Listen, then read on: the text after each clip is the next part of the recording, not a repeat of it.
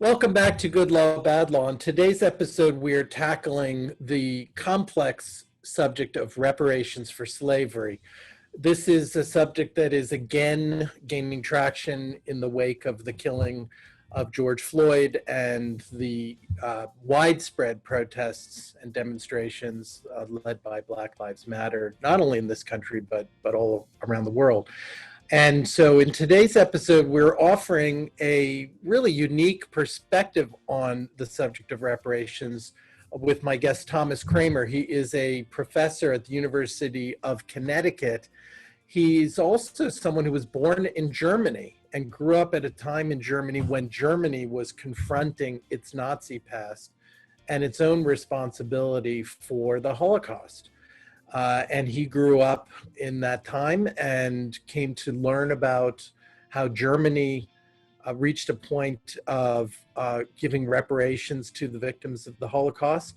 And he has brought that experience, which I think is really fascinating and important to understand, how a German with that background and a white man who has that background understands the importance of reparations and how we ought to be thinking about it, the arguments against reparations being, I think, fairly readily dismantled, and you'll hear some of that, attempts to try to figure out how we would quantify reparations and think in specific terms about what that would look like. This is an absolutely crucial conversation in my view, and I think one of the most important conversations we've had on this program, and one of my favorite episodes that we've done. So since we are still in the midst of this pandemic, I want to again wish everybody well, and that you're safe and taking care of your families, that you're wearing a mask. Come on, those who are raging against masks, please stop that. Everybody be safe and well, and enjoy this next episode of Good Law, Bad Law. Although the issue of reparations has been one that many people have been talking about for some time, it does seem like with the death of George Floyd and the Black Lives Matter protests that have taken off and have continued not only around the country, not only around the United States, but really all over the world now, the issue of reparations for slavery has gained a new energy. And is just more relevant, and maybe it's being taken more seriously than ever before. So my guest, Thomas Craemer, is somebody who has a unique perspective on this subject and has been writing about and researching this issue for quite some time, and we're going to hear his very interesting perspective on this. So first of all, Professor Craemer, thank you so much for being on Good Law, Bad Law today. Well, thank you very much for having me. I appreciate it. Now, I know that you are a professor in the Department of Public Policy at the University of Connecticut. I have a fond place in my heart for the University of Connecticut. When I was at Columbia, I attended I think it was a semifinal in the college soccer national championships. And it was a wonderful game, very cold day. And unfortunately, Columbia did not win that game. I think UCONN went on to win the championship after that. So it's UCONN. So give us a little bit of your background, and then we'll get into this the story, which I know is an important part of the foundation of your work that led you to the issue of reparations for slavery. Yeah, I mean, my background, you can hear from my accent that I'm originally from Germany. So I wasn't, I came to the United States in the year 2000 to study. And before that, I underwent education in Germany. And from my generation, that meant that we talked about the topic of the Holocaust in every high school subject. And saw documentary films, went to museums and so on. So that left me as a kid always feeling ashamed of my history. And I had this desire to be able to express to a Holocaust survivor how I felt, but I never thought that would ever happen because, that's a generation that's almost gone. Right, right. Then one day a family moved from Israel to Germany and into my hometown, and our two families became friends. And it turned out that the family father was a survivor of the Holocaust who had survived 5 concentration camps and a death march in his teenage years. And during one family dinner, he started opening up and telling us his absolutely horrific stories from his youth. And so there was my chance to express to a Holocaust survivor how I felt. And I was amazed at his reaction. He basically just embraced me almost like a son. And it left me always wondering, how come that an elderly couple from Israel would choose to retire to Germany of all places and find enough confidence that Germany had actually changed its ways to be able to embrace the Germans of the younger generation like myself without the fear that things would repeat themselves. So I don't want to take anything away from the fact that he was just an exceptional person, that he passed away in 2015, unfortunately. But he always blamed the Nazis instead of the German people, whereas in my humble opinion, there's probably not much daylight between the two. There was very few people that spoke up. And certainly in my family, nobody did. In my grandparents' generation, on the one side, there were people that just simply didn't speak up. They weren't not. But on the other side, there were Nazi sympathizers. The fact that he was able to embrace me, I think, might be in part due to the fact that he received a reparations pension from Germany since the 1970s. This is something I learned from his widow after he passed away, which it was a very small pension, but in old age, every little bit counts. And it's not that it repaired any of his losses. It didn't bring anybody in his family back. It certainly didn't make up for the horrific suffering that he underwent himself.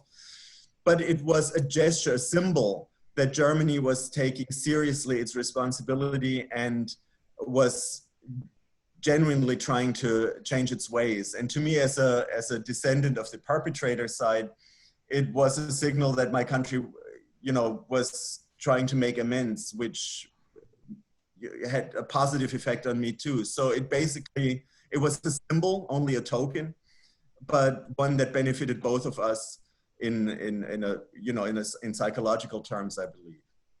And that's really fascinating. I've written about the Holocaust in my life before law school, and some of the really profound ways that modern Germany, has taken steps to hold itself accountable for what happened. There are all kinds of ways I think human beings try to look away from things that are difficult to look at, that make it difficult I'm talking about in individual relations that we have, as well as when thinking about our country, its past, the imperfect and sometimes horrific parts of our own history. Right. And on a human level, you can understand, but you may be able to understand that, but yet the process of taking accountability, of taking responsibility, of owning that responsibility is a huge part of being able to move forward, people being able to move forward. And I want to link that to the issue of reparations specifically, but I think the broader issue of how a country takes steps to hold itself accountable is part of the broader fabric of what we're seeing taking place right now in the United States, isn't it? Because for the Black Lives Matter that organization and that movement has been around now for several years, but something really profound seems to have changed with what we've seen in the last couple of months. You see many more white people. That's true. In these demonstrations than you saw before. You can drive around the suburbs of Philadelphia where I am. And for the first time, you see lawn signs that say Black Lives Matter throughout. I saw it on the subway with masks that said Black Lives Matter, and people wore them. And it is a different atmosphere. And those who are, including our president, those who are resisting the resistance, if you will, seem so much more against the tide of history right now. Mm-hmm. So, I mean, maybe you could just say a little bit more about that, what you've seen in your experience from Germany, because I think people in this country would really benefit from hearing that, because we in this country, you know, we have rose-colored glasses on, so many of us, in thinking about everything from American exceptionalism to, you know, white privilege, an inability to show empathy for the experience of those who have been the victims of those much more terrible parts of our country's history. I mean, it's interesting, I think, what you've seen growing up and what you've seen as a as someone who is German, who I know You've been in this country a long time, but that's part of your own background. Yeah, I think, well, first I have to say that I always, when I grew up, I always envied the United States for its history, because although there were crimes, historical injustices, from taking away the land from Native Americans to slavery, at least there was always a significant portion of the country that was resisting. So you have the Civil War, you have the northern side fighting for the abolition of slavery. The country abolished slavery on its own terms. In Germany, nothing of the kind happened. The population was almost solidly behind the Nazis or didn't speak up. And so in a way, we didn't really have any other way to go except to say, well, this was terrible. And there was really nothing in that history of the Third Reich where we could have latched on and said, we're proud of that, and so we'll forget about the rest. And I think that's what happened in the United States. We said, well, yeah, the Union we're all pro-USA. Well, the Confederates were clearly anti-USA, and they were basically, from today's perspective, you would say terrorists, but we put memorials up for them. Yep. In the Jim Crow era. This seems inconceivable that a country would put up memorials for the very people who attacked the nation. So in Germany, we didn't have the choice. We didn't have anything to be proud of. So, but it was a slow process, and I would like to go into that a little bit as well. Yeah. It's not that it happened overnight. It was in 1952, so right after the war, that the first German Chancellor, Konrad Adenauer, acknowledged Germany's responsibility for the Holocaust and said that we consider reparations as our duty. But at the time in Israel, there was nobody in the mood to negotiate with Germany directly. They were relying on the Allies. The Allies were not eager to start the whole reparations debate because it was the beginning of the Cold War. They wanted to bind West Germany into the Western Bloc. So there was no interest in bringing up reparations. So essentially it was Konrad Adenauer reaching out to Israel, inviting them to direct negotiations, and a tremendous wave of resistance from Israel was an anti-reparations movement in That's Israel. Incredible. We don't want to sell our honor for money, and so on. I mean, psychologically, it's understandable. How much did you get for grandpa? How much did you get for grandma? They were afraid the younger generation would ask. So it was a narrow vote in the Knesset to actually engage with Germany and with West Germany at the time, and to go into direct negotiations. And then a deal was made whereby Germany paid some money to Israel for resettling Holocaust refugees. then Jewish organizations, Claims Conference internationally received money for property. For property that no longer had any owner, so to speak, because the people did not survive. And then very important was an element of individual restitution. So Germany had to pass laws to make individual restitution to survivors of the Holocaust. That's how my friend Mieciu received his Holocaust pensions from the 70s on. And that process is still ongoing, although the generation is now thinning out at an alarming rate, but it's technically still going on. So it was a slow process. Initially, it was just Konrad Adenauer and this reparations idea, but the German population just didn't, they were numb, basically. They expected to pay reparations just like after World War I, war reparations, basically, and that didn't happen. Instead, we received Marshall aid, from the United States to rebuild the country. And then a generation long, there was no talking. Like my parents grew up in an atmosphere where nobody talked about the war and nobody brought up the topic. It was impolite. And so there was this taboo. And then in the 1960s, in the student movement, all of a sudden, my parents' generation started asking their own parents, where were you during the war? What did you do during the Holocaust? Why didn't you speak up? And so on. So those were extreme. This was a generational conflict that was very bitter, but it led to that culture of memory that you mentioned earlier, that all of a sudden, the Holocaust became front and center in all the high school curricula. There were museums, there were memorials, old memorials were taken down, new memorials were put up.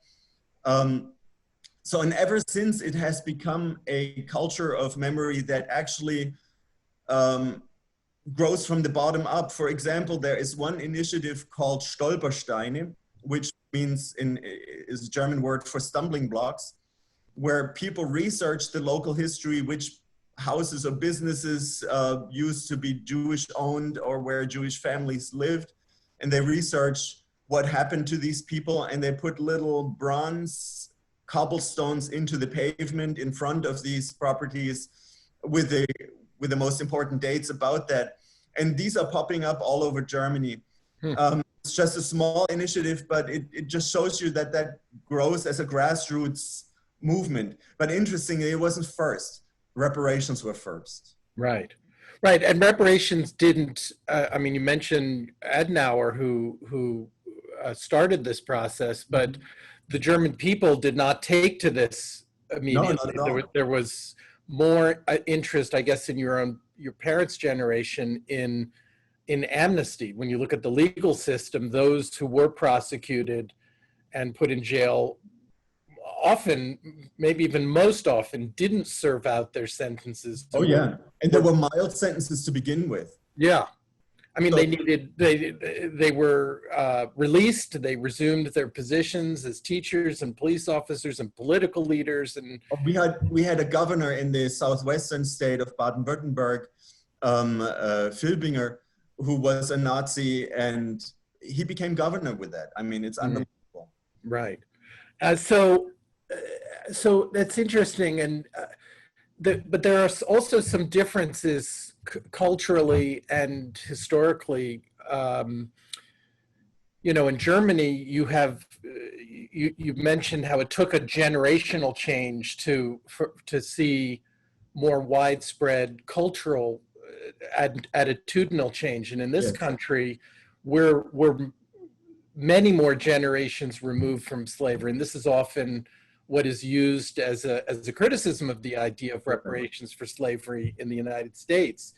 Who would you, in the example you gave, the personal story that you shared, Germany gave reparations to someone who himself was a victim, an actual survivor, and that would be impossible to do in this country because we're enough generations removed that there are no immediate survivors. But So how, well, I want you to also tell us a little bit about how you transitioned from your own experience Yeah. to the subject of reparations for Yeah. slavery in this country, because that, and then we can get into some of the complicated issues relating to that. Right.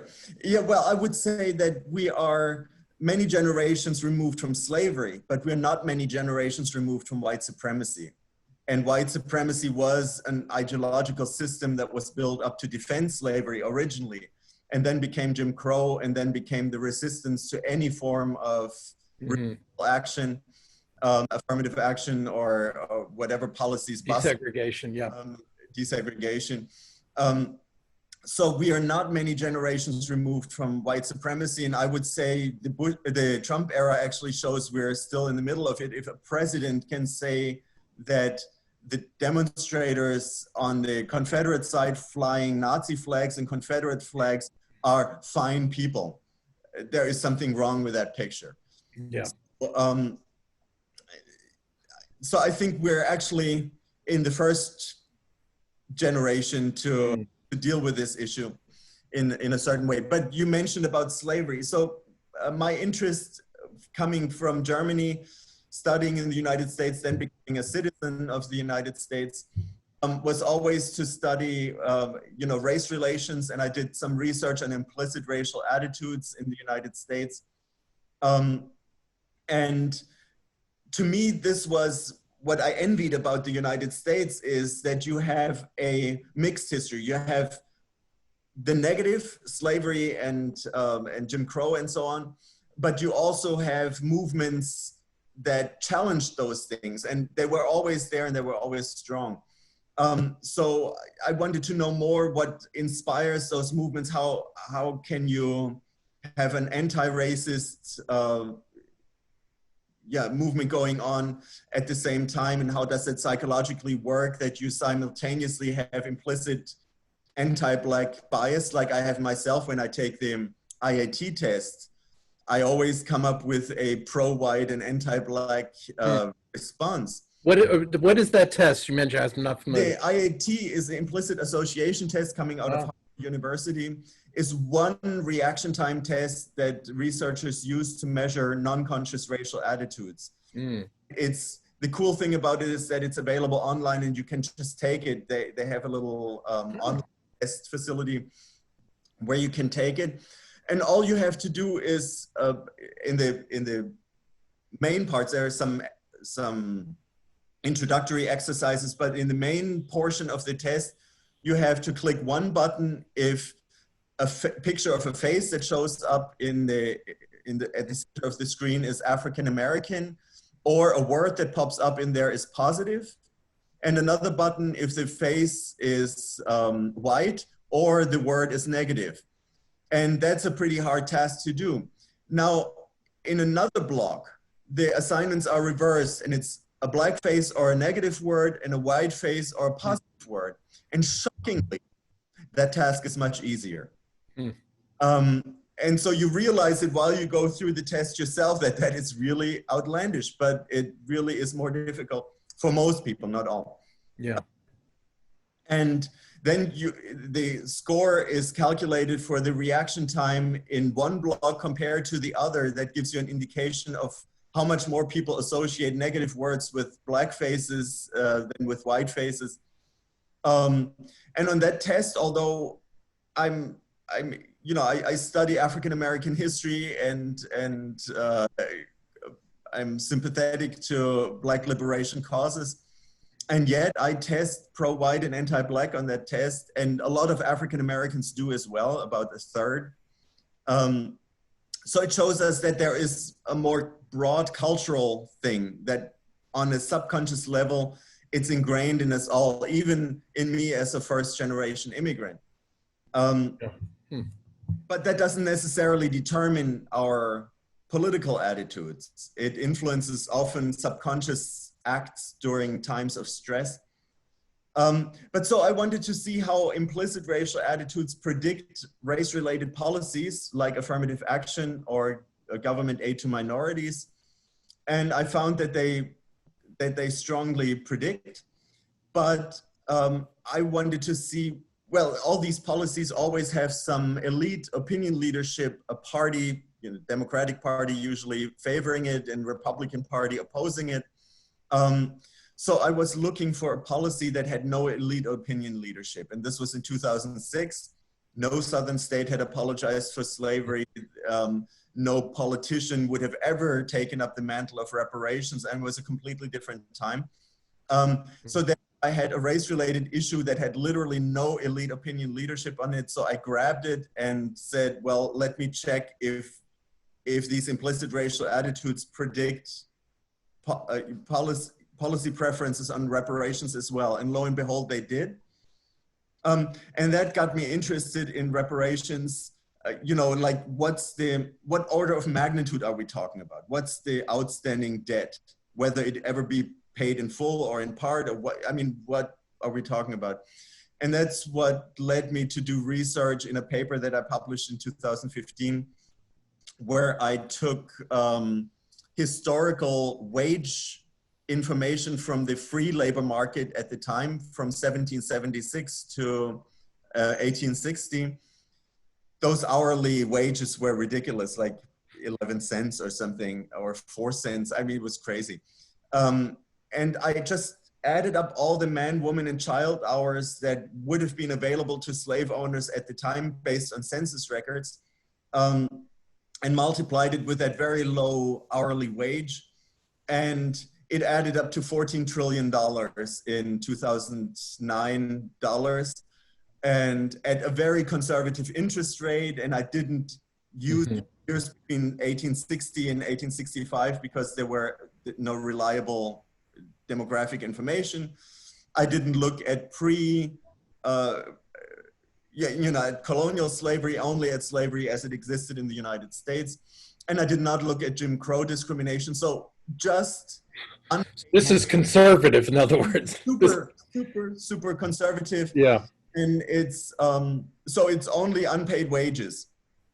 Another conservative element is those were unskilled, wages for unskilled labor. Many of the enslaved were actually skilled.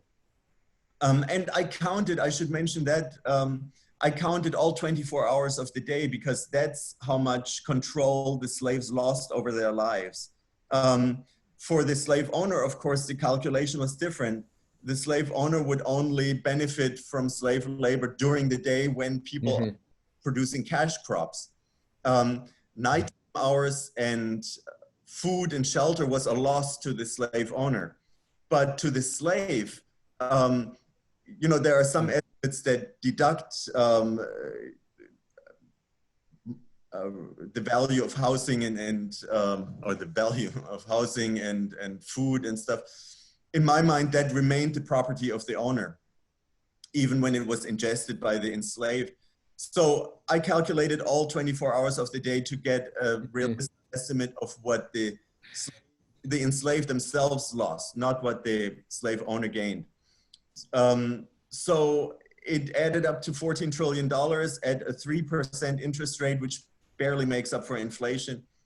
And this was in 2009. So that was roughly one time the US GDP, 1 year's worth of the US GDP.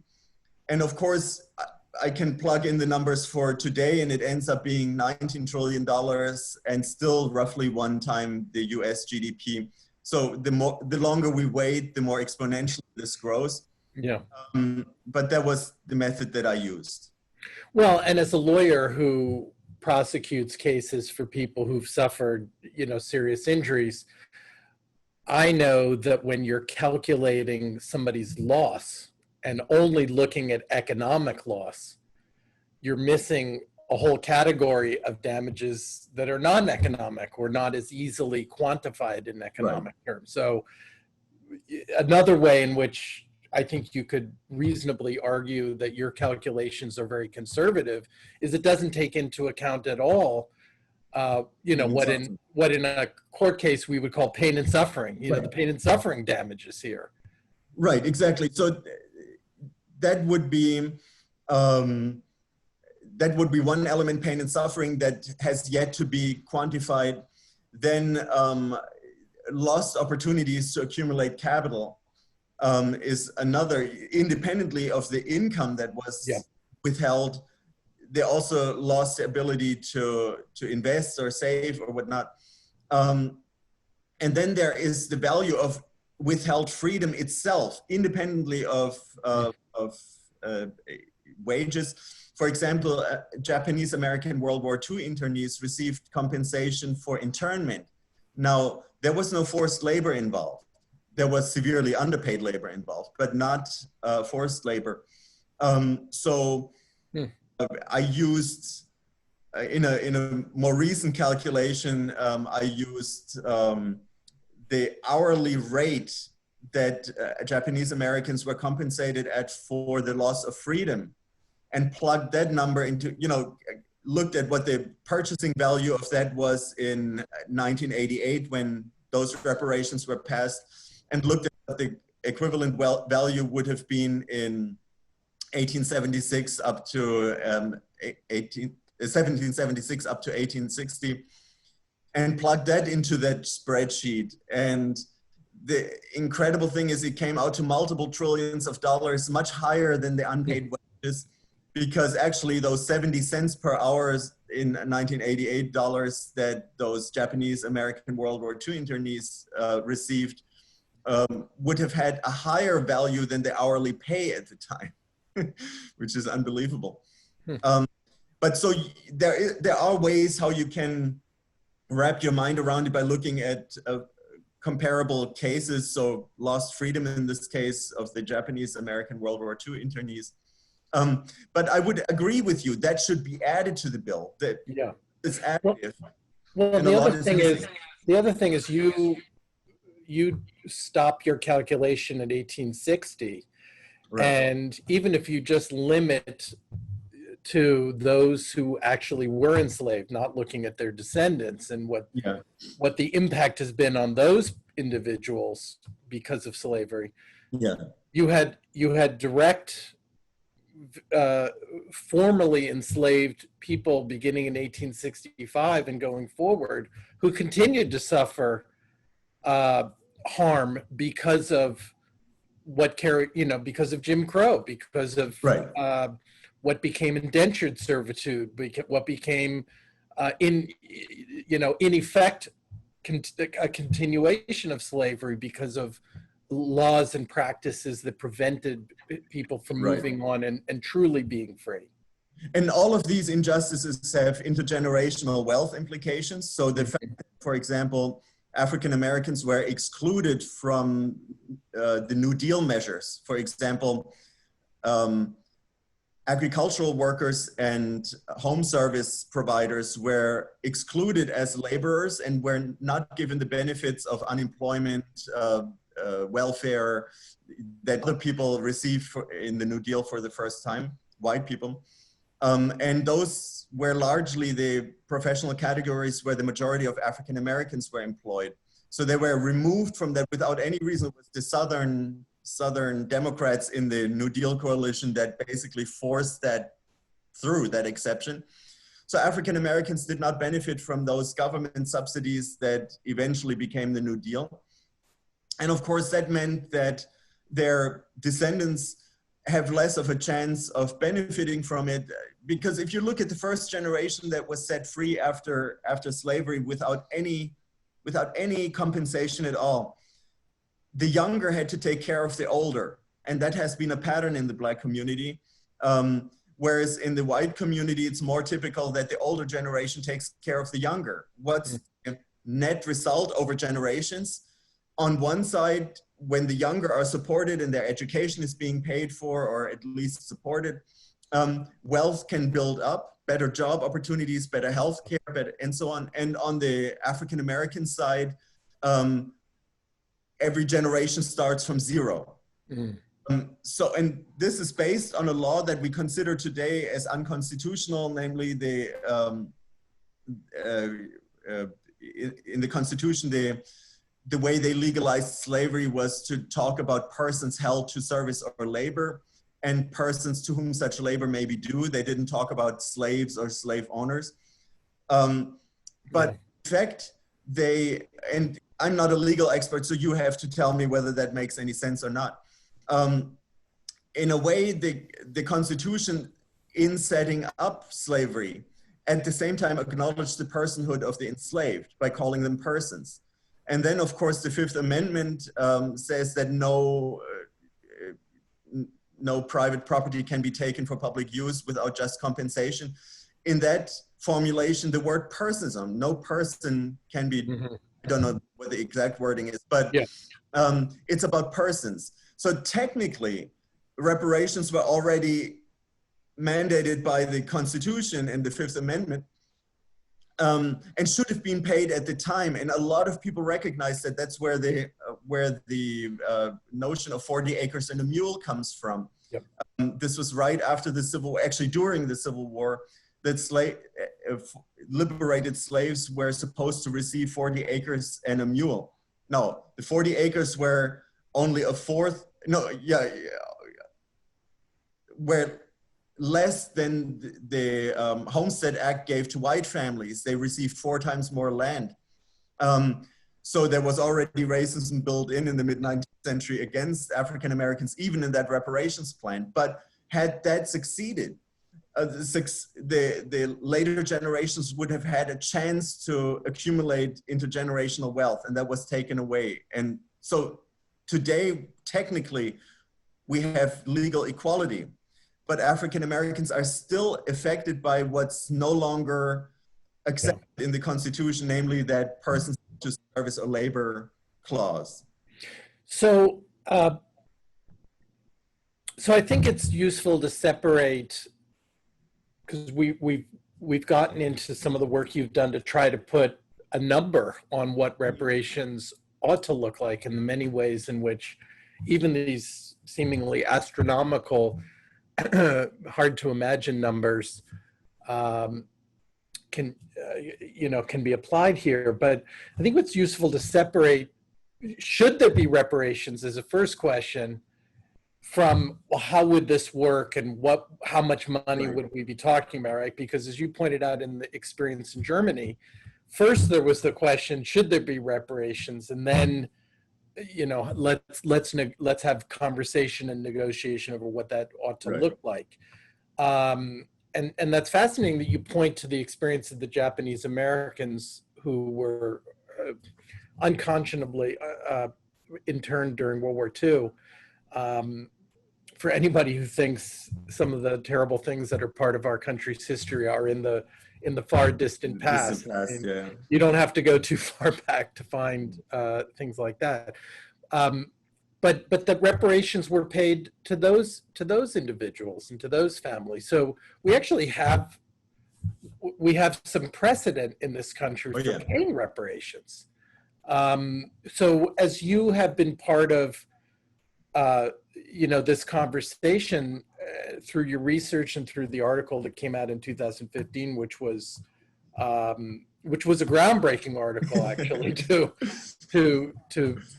representing a real attempt to put some rational basis to this issue.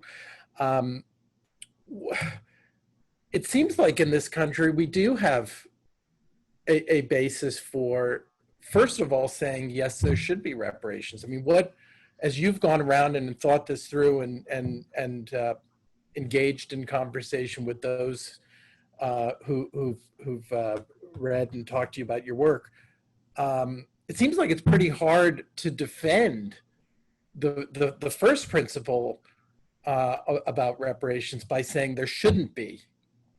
Well, it's probably helpful to go to the arguments of people who are opposed to reparations, and that's not only conservative white Americans. I just was on a discussion round where an African American opponent of reparations spoke out with very interesting arguments, and basically the key arguments tend to be: nobody alive today was ever enslaved, and nobody alive today was ever an enslaver.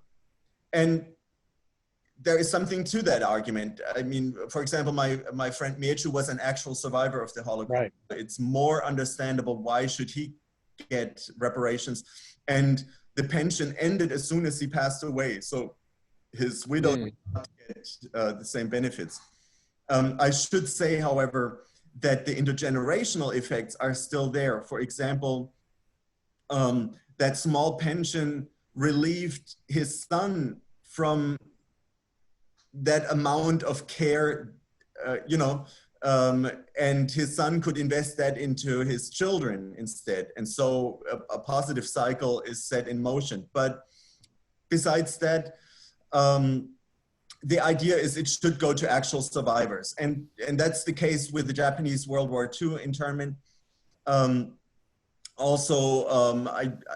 read an article by Eisenstadt, a negotiator for German Holocaust reparations, who basically was very successful in getting a lot of money in reparations from Germany for his clientele. Mm-hmm. And he's an opponent of slavery reparations with the same argument. It should go to the survivors, not to succeeding generations.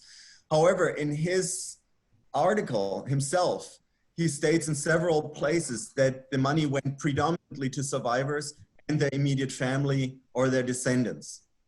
So talking about Holocaust reparations? Oh, and Holocaust reparations, yeah. Right. The same with Japanese American World War II internees. You can't separate individuals from their families, of course, I would say also the argument is, had reparations been paid in the first generation, that would have had a trickle-down effect, like I mentioned before, over the generations, intergenerational wealth effect. And my main argument would be the institutions don't die. Mm-hmm. The government that authorized slavery to exist is still alive and kicking. And the estates that accumulated, they have diffused into more and more hands, and it's harder and harder to keep track, but the estates themselves are still there and earning compound interest. They grow exponentially. In other words, not only, in other words, those who were the enslavers who did not have to compensate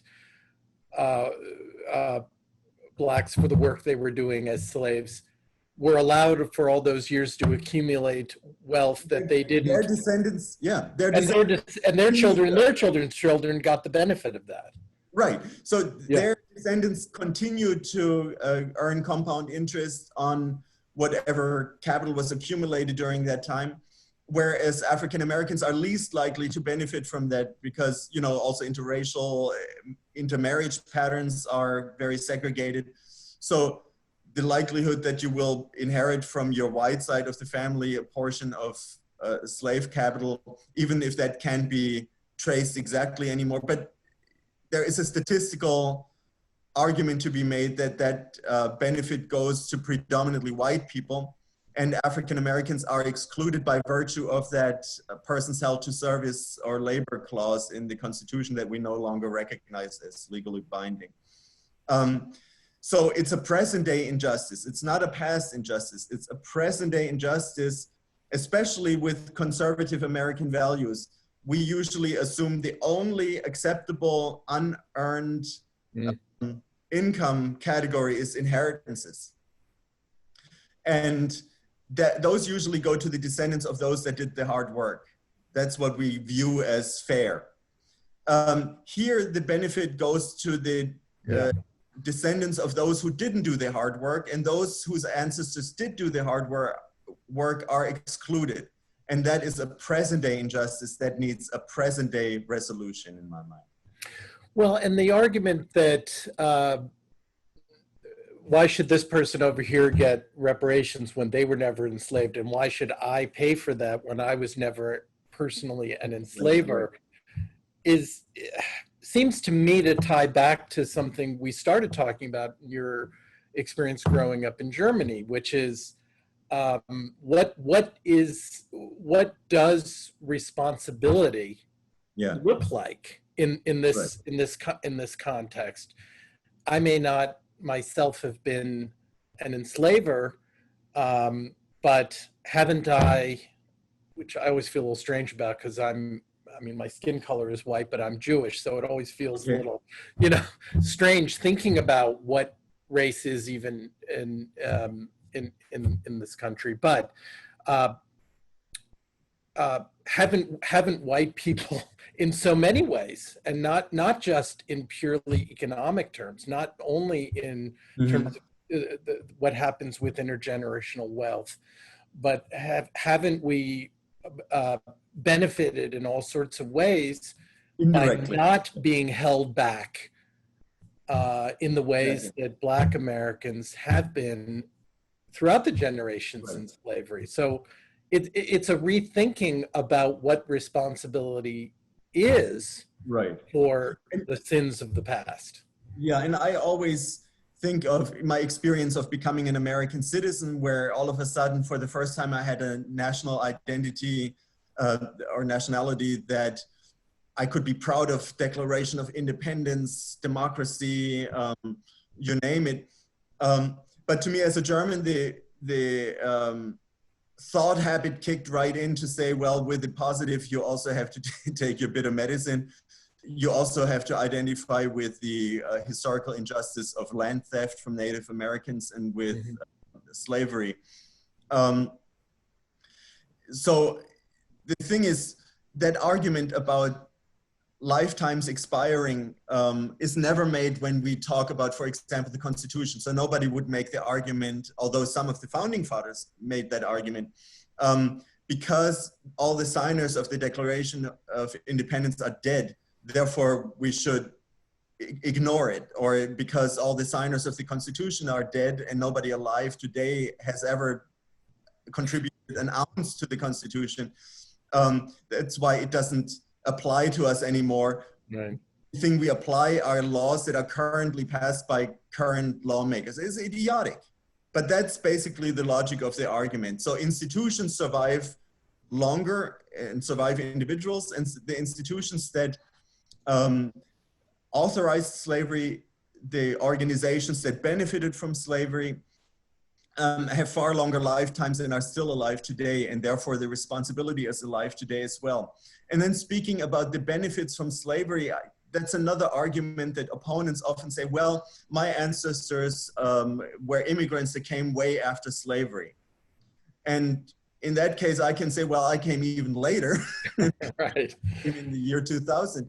Yet, whenever I walk on a street, even here in the North, I'm in New York, the foundations of that were likely laid by slave labor.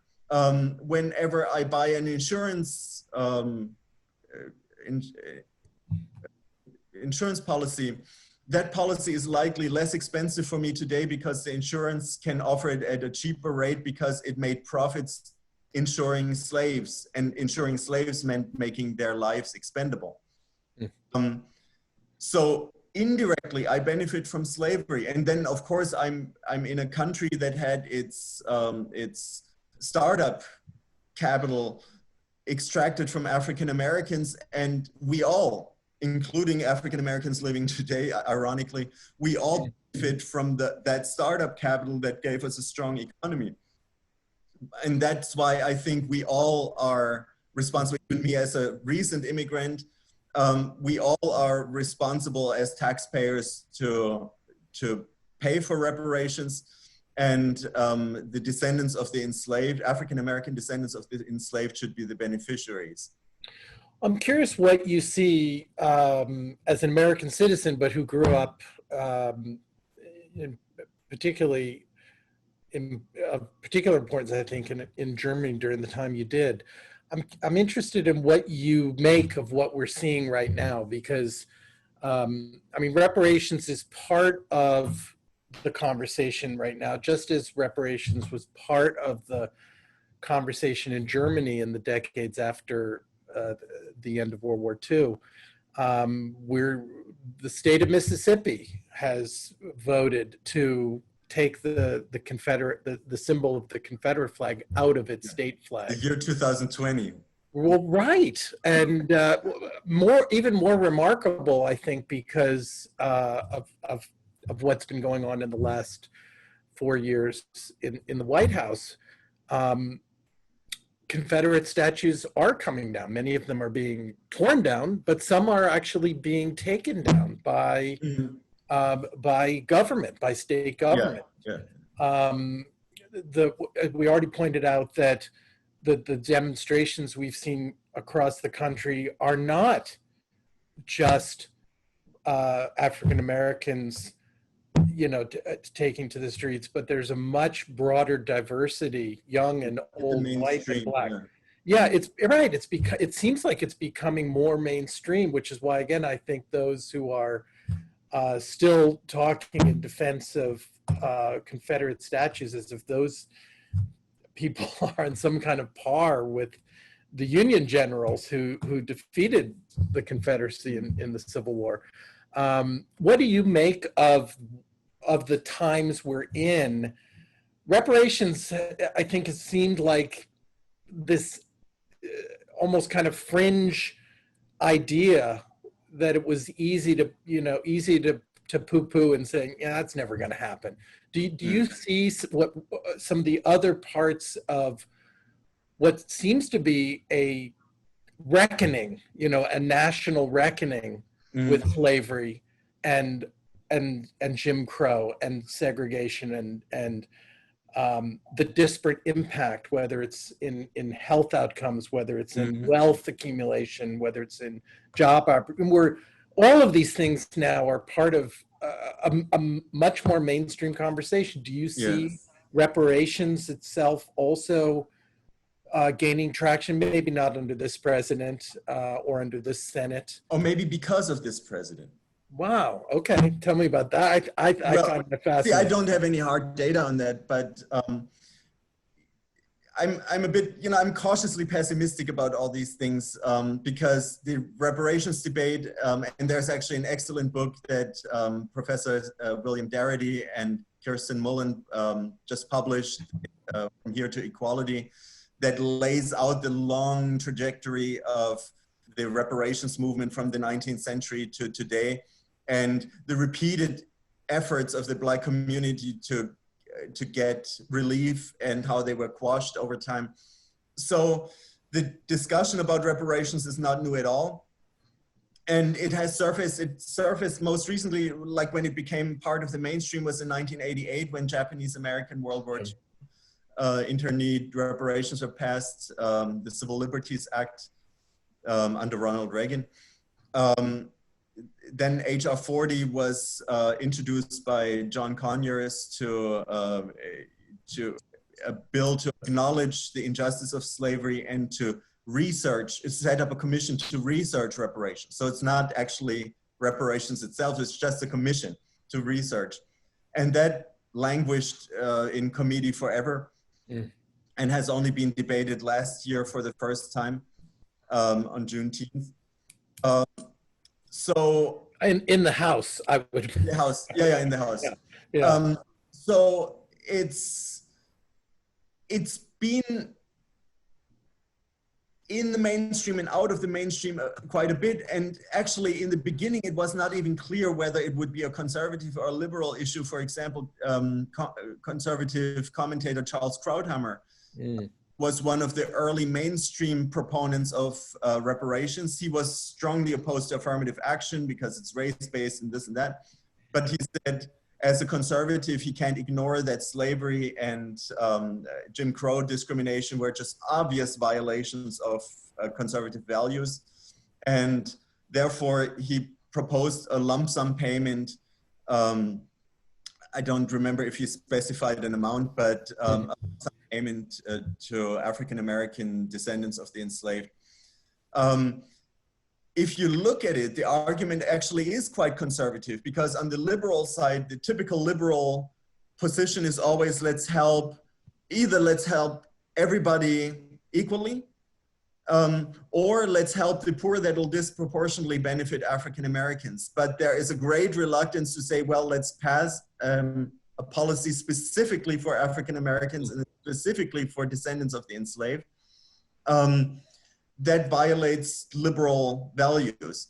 Now, on the conservative side, talking about the past. Well, it violates liberal values because liberals perhaps tell themselves that we don't look at color, we don't look at right. race. We don't want to see color.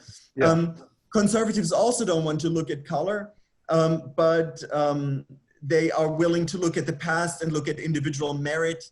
Is it fair that white Americans should earn income from slave labor that their ancestors extracted from African Americans? No, it's not.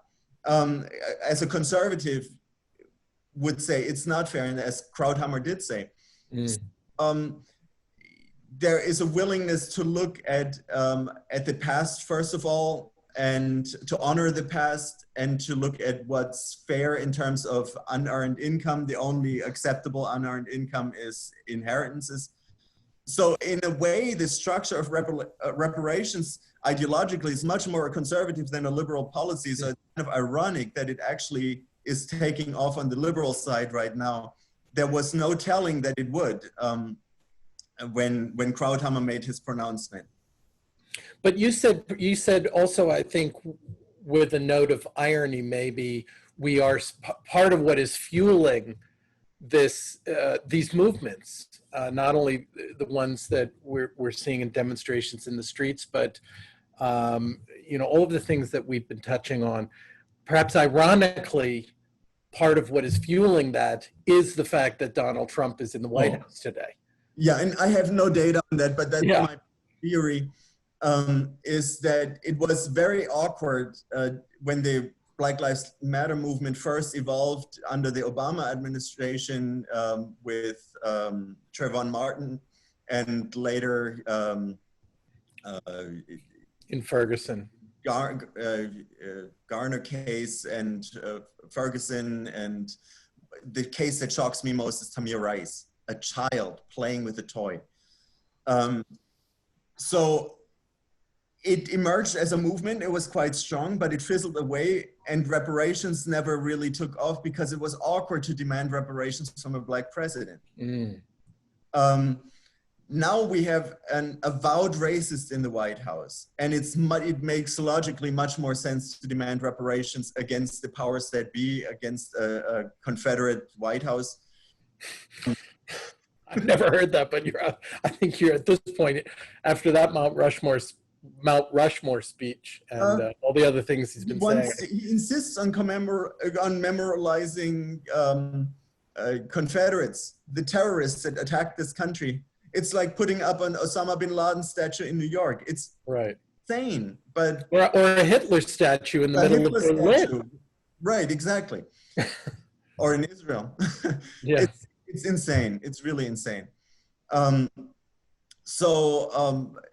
I think that having that white supremacist president helps the cause because you can concentrate your opposition on that White House much better than you could under the Obama era. So he may actually be promoting, unwillingly promoting the reparations Black Lives Matter cause. Wow, fascinating. But again, I have no data on this. Well, it makes sense. I mean, I'm reluctant to say anything. Yeah, and I know you do look at data for in the context of the work that you do, but it does make sense just as an observer of what's going on in our world right now. Well, I have to let you go, but I don't want to. This is so fascinating, and we will continue the conversation here on this program, and I know that your work continues. We will. We always put a link to things that are relevant that we've talked about. So I'd like to put a link to the article you did in 2015, because I think that was so groundbreaking, and we'll make sure that we put a link to your bio as well, so people want to find out more about some of the work that you've been doing. They can easily do that. Can I make a little plug as well? Of course, yes. Like for the book From Here to Equality by Professor Darity and Kirsten Mullen is a great resource on reparations. And Professor Darity has also started a reparations planning committee that I felt very honored to be invited to be on. Great. And so we're working on a report that's more comprehensive than the article that I wrote or the work that has come before, where where the committee tries to address all of the above, like colonial slavery, slavery during the US, Jim Crow, New Deal, World War II, GI Bill, and so on. So there's an article coming out where we just look at the wealth implications of all these injustices in the review of Black political economy, which is which was conceived as a chapter within that report. So that article is forthcoming. When is it going to be out, do you think? I'm not exactly sure. It's in the process of being published now. The online version already came out, so a nice link to add to. Oh, good. If you send me the link, we'll make sure that we include that. Thank you for that. Yeah, I'm very glad to have people have access to, further reading on the topics we're talking about, and that sounds like something very important to take a look at. So I do want to thank you, Thomas Craemer from the Department of Public Policy at the University of Connecticut, and part of this of Professor Garrity's committee looking at reparations. Thank you so much for sharing your fascinating story and some of the work that you've been doing, and helping us, I hope, advance a tough conversation, but an absolutely crucial one. Yes. For this time in the year 2020. But we need to be having this conversation. So I thank you very much for that. Appreciate it. Well, thank you so much for letting me be part of this program. I really appreciate it. Good. Thank you so much.